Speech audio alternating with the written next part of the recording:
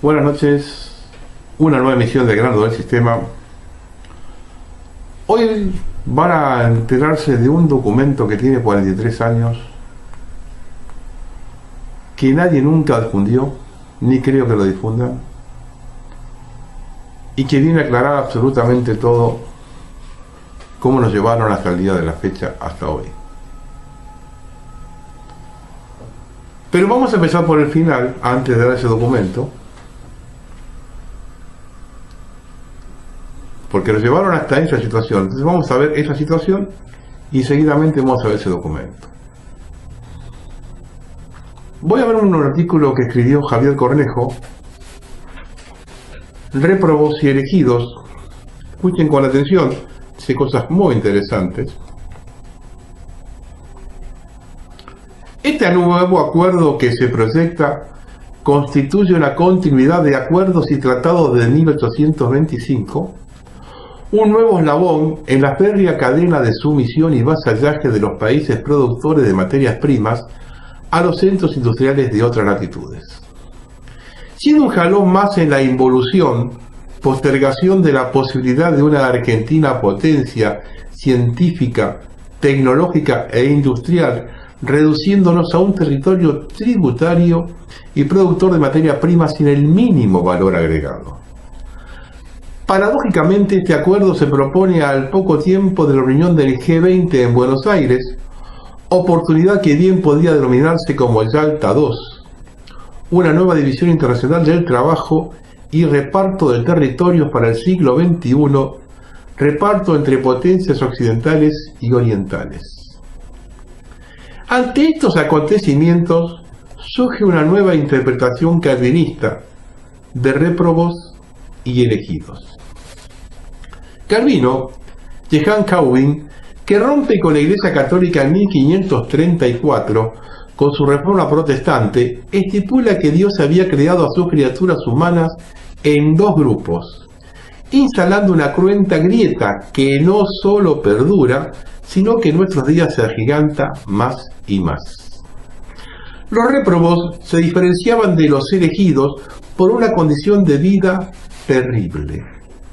Réprobos eran los que no tenían trabajo ni pan, que vivían perpetuamente en la pobreza o en la indigencia, condición de la cual no podían salir, y en consecuencia sus vidas eran un sufrimiento atroz. Hoy en nuestro país lo sabemos muy bien, los índices de pobreza, de indigencia, de subempleo, de jubilados que no satisfacen lo mínimo y además deben ayudar con sus magros ingresos a su núcleo familiar, de familias enteras que por su falta de techo cohabitan un único espacio, de planeros, llegamos al escalofriante porcentaje de que el 50% de los argentinos se encuentran en situación de una habitual postguerra. Los elegidos, en cambio, eran los ricos, las personas de cuantiosas fortunas y bienes, que vivían de la abundancia de la que nunca les faltaría nada. Al decir del doctor Julio González, con esta distinción entre ricos dominadores y pobres proletarios que vivían en la miseria, Calvino instauró en Europa dos estamentos de clase de los cuales era imposible salir por una voluntad que Calvino le atribuyó a Dios. Hoy podemos aplicar estos conceptos al globalizado mundo actual, en el que el axioma británico adquiere absoluta vigencia. Inglaterra será el taller del mundo y América Latina su granja. O sea, condenados al destino espurio de la imposibilidad de acceder a un desarrollo industrial. El desmantelamiento de chimeneas y asesinato de personas vinculadas al sector desde 1976 lo atestiguan cruelmente. Ahí vamos a ir ahora. Para los elegidos de la Unión Europea, los réprobos americanos están de más. Lo codiciable es el territorio y sus recursos naturales, donde los réprobos hoy nos encontramos asentados. Debemos ser desalojados, masacrados, reemplazados, y los que puedan quedar reducidos a meros siervos de esta nueva gleba global del siglo XXI. No importan las personas, mientras cuantos menos sepan la verdad, los infelices semiesclavos argentinos será mejor. No hay personas. Lo esencial y apetecible, el territorio. Territorio, fraccionamiento en repartija que pronto nos exigirán nuestros acreedores de los más de 500.000 millones de dólares a lo que asciende nuestra deuda externa. Vamos entrando en tema. Un pequeño avisito antes de entrar al tema. ¿Cómo se mueven los réprobos y los elegidos, ¿no? Sobre todo los elegidos. La mafia está en el poder. En Chubut, hace varios años, la gente les paró una explotación a cielo abierto de oro con base en Esquel. Pero esa gente no se queda tranquila. Comenzó a apretar a la provincia hasta hacerla inviable. Con una deuda de 600 millones de dólares que no puede pagar y una economía estancada, está viendo la posibilidad de emitir una cuasi moneda local. Y ahora nos enteramos el motivo por el cual está en esta situación. El apriete.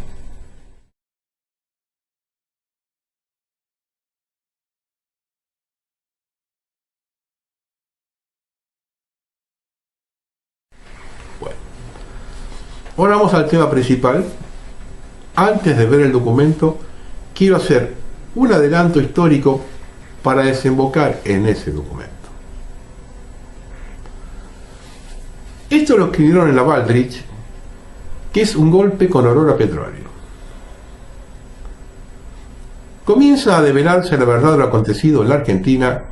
En algún momento aparece en los documentos. Vamos a ver previamente una breve historia.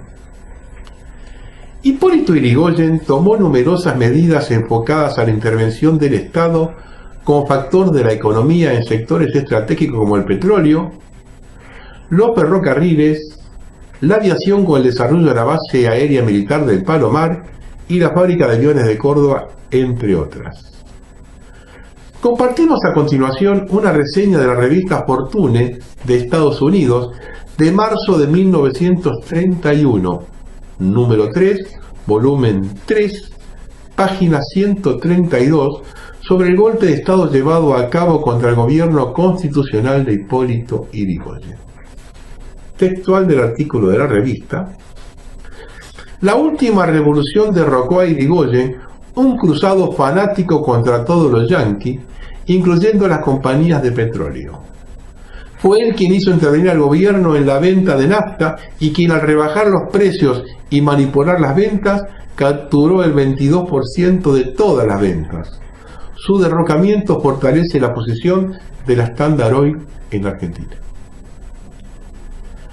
Es de destacar, ante estos eventos, que el 17 de febrero de 1930 se había logrado una baja sustantiva en los precios de los combustibles, gracias a la acción realizada por la YPF estatal, dirigida por el general Enrique Mosconi, en contra de los trusts Standard Oil y la Royal Dutch Shell, alcanzando así YPF una participación en orden del 30% del mercado, cuando hacía 8 años su participación en el mismo era ínfima.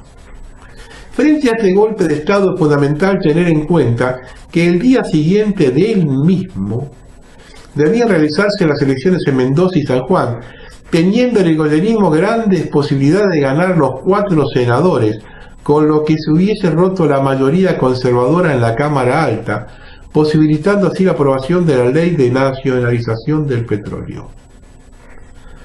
En su mensaje al Congreso Nacional, el 22 de octubre de 1929, Yrigoyen solicita la aprobación de la ley en cuestión con las siguientes palabras: el país ha acumulado amargas experiencias sobre el manejo desordenado de las riquezas naturales que forman parte del patrimonio del Estado. Basta recordar lo acontecido con la tierra pública, cuya historia desastrosa mantiene una acusación ilevantable sobre los gobiernos del pasado, y que fuera enajenada a precios viles, sin plan ni concierto, sustrayéndola a sus convenientes destinos económicos para hacerla servir de base a los extraordinarios enriquecimientos privados que se obtuvieron a expensas de la fortuna nacional, para sentir la aspiración fervorosa y el propósito inquebrantable de que no sea igualmente malograda la segunda gran riqueza con que los mandatos de la divina providencia han querido favorecer nuestra tierra privilegiada. A fin de evitar que se repita lo ocurrido con el suelo fiscal y conservar los beneficios del petróleo para el pueblo de la República, es menester organizar un régimen legal que consulte las exigencias del interés de la nación, poniendo en manos del Estado el dominio efectivo de los yacimientos petrolíferos y confiriéndole el monopolio de su explotación y comercialización. Directo, don Hipólito, ¿no? Otra razón del disgusto de las petroleras extranjeras se debe a la decisiva intervención de YPF en el mercado petrolero el 1 de agosto de 1930. En esa fecha la petrolera nacional tomó el control de la mayor parte del mercado y realizó una sustancial baja en los precios de los combustibles, obligando a los trust a reducir sus ganancias. El golpe que derrocaría a Irigoyen sucedería apenas 36 días después de ese hecho. Vale mencionar que el golpe del 6 de septiembre de 1930 contó con la complicidad de un sector de la Unión Cívica Radical, los galeritas de Alvear, y con el apoyo de prácticamente la totalidad del arco político opositor, socialistas, demócratas, conservadores, liberales, etc., no muy diferente a la Unión Democrática de 1946 y la Junta Consultiva Nacional de la Revolución Libertadora de 1955. 4 días después de producido el golpe ordenado desde los centros imperiales, el 10 de septiembre de 1930, Enrique Mosconi renunció al directorio de YPF. Durante el gobierno ejercido por Uriburu, las empresas petroleras privadas prácticamente duplicaron la producción, mientras que YPF creció menos del 10%. Además, se importaron surtidores de nafta para los vehículos, siendo que en la YPF de Irigoyen y Mosconi se producían en la Argentina. Incluso se le quitaron zonas de explotación exclusivas para YPF en Salta. Por más vuelta que le den y quieran justificar lo que quieran justificar, este es el motivo por el cual derrocaron a Irigoyen. Ahora vamos a ver el documento que yo les vengo hablando. Este documento es de febrero de 1976. Fue publicado en la revista Restauración.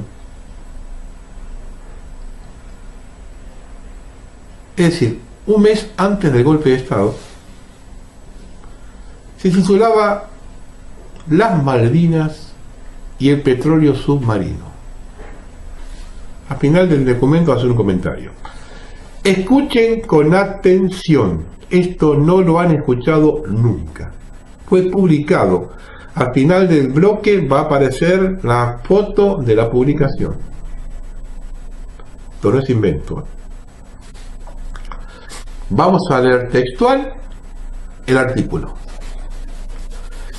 La cuestión de las Islas Malvinas, tan cara al sentimiento argentino, ha tomado, según trascendidos muy verosímiles, un giro inesperado.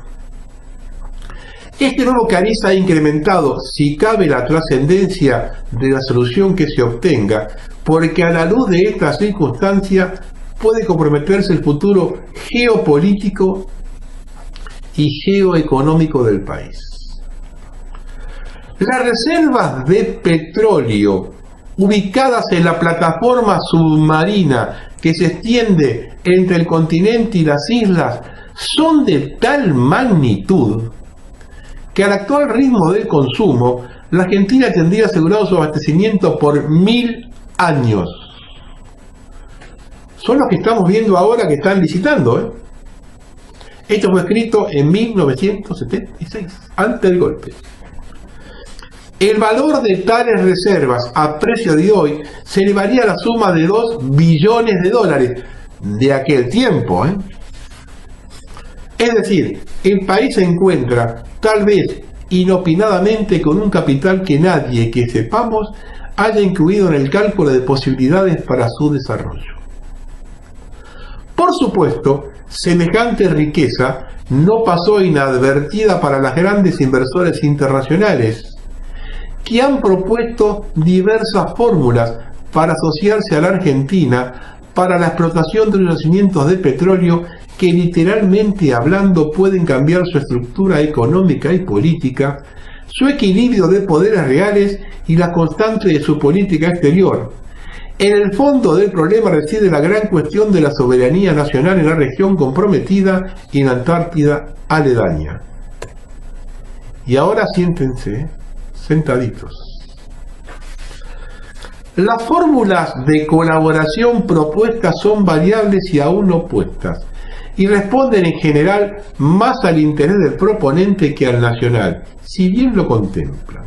Así, por ejemplo, Inglaterra y Holanda, por intermedio de la Royal Dutch, ofrecen, a cambio de la exclusividad de la exploración y explotación por un periodo de 30 o 40 años, la devolución de las islas. Escucharon, ¿no? Así, por ejemplo, Inglaterra y Holanda, por intermedio de la Royal Dutch, ofrecen, a cambio de la exclusividad de la exploración y explotación por un periodo de 30 o 40 años, la devolución de las islas.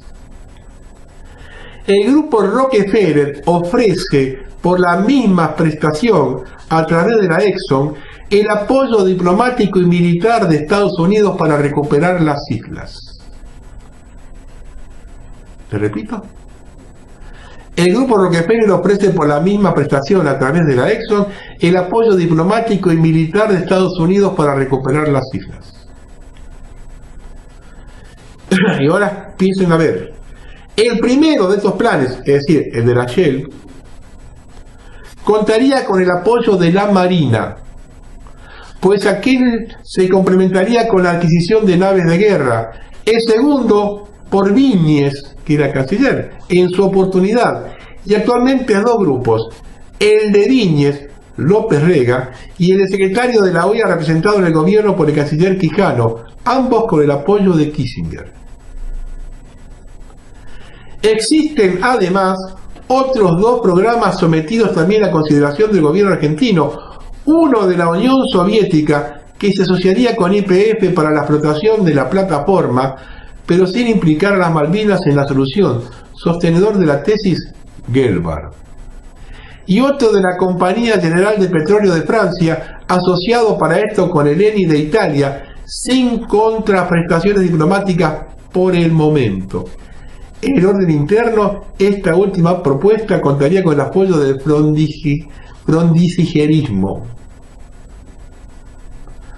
Por las cifras manejadas, el interés despertado en el ámbito internacional, la trascendencia del proyecto que se adopte para el desarrollo argentino, todo lo que se diga es poco en orden a resaltar la importancia de esta cuestión para el futuro del país y para su soberanía. Tal vez de ella dependa en forma directa la posibilidad de ser potencia en el siglo 2000. Ahí terminó el artículo. ¿Escucharon bien esto? ¿Se lo dijeron alguna vez? Ahora nos van a querer convencer que los militares que hicieron el golpe no tenían conocimiento de esto. En el mismo documento se menciona la condescendencia de la Marina con la Shell. ¿Los terroristas tampoco lo sabían? Enviados por la CIA, creada por Rockefeller, quien ofrece al gobierno apoyo diplomático a través de la Exxon. ¿Y los otros presidentes? ¿Alfonsín no lo sabía? ¿Que durante la guerra de Malvinas andaba de reunión con Alexandre Hay, el delegado norteamericano acá? ¿Menem con sus relaciones carnales tampoco lo sabía? ¿Nadie lo sabía esto? ¿Ni Duhalde tampoco? ¿Ni los Kirchner? Nadie tenía conocimiento de esto. ¿Isabelita? Porque este ofrecimiento fue durante el gobierno de Isabel. Acá está citando a funcionarios de ella, Viñes, a López Rega, a Gelbard.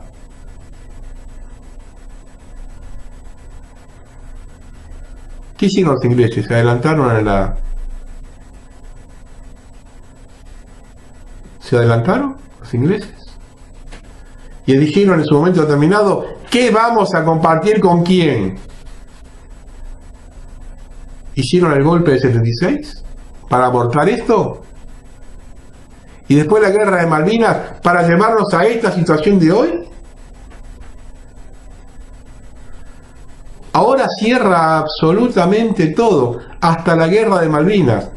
Todos, absolutamente todos los que participaron en la década siniestra de ambos bandos deben pagar por esta traición.